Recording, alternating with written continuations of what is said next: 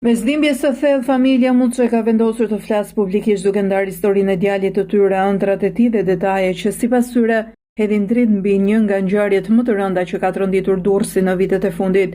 Babai 13 vjeçarit Ermal Muçe rrëfen se humbja e birit e ka lënë të shkatëruar, ndërsa kujtimi i tij është i pranishëm në çdo moment të ditës. Ikja, lëvizja tani më preu krahët. Këto ditë i kaloj se kur dal në çdo cep më duket sikur më thërret. O babi, pse s'po më merr?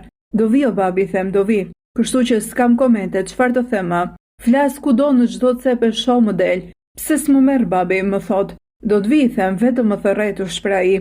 Enea humbi jetën në një moment të zakonshëm teksa ishte duke ngrënë akullore me mikun e tij të afërt, Klesin, i cili gjithashtu nuk arriti të mbijetojë. Në vendngjarje ndodhe edhe kushëriri i tyre Arbioni, vetëm 8 vjeç, i cili po vijon betejën për jetën pas një ndërhyrje tjetër kirurgjikale në spitalin e traumës. I riu kishte plane dhe dëshira të thjeshta por të qarta për të ardhmen.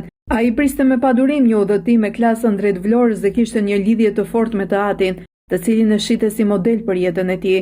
E shije, buzëqeshte i thosha, "Hëmër bab, do t'i ngjash babit?" "Po," më thoshte.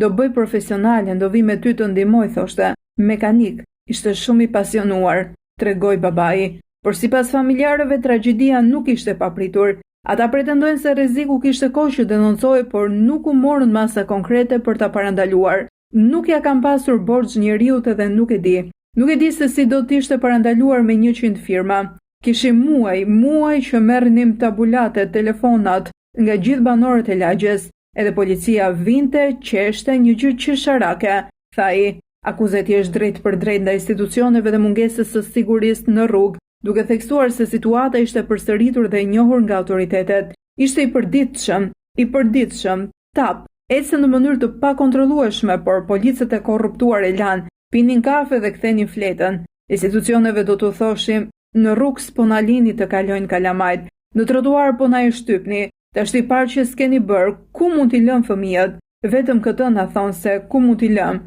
u shpreh ati.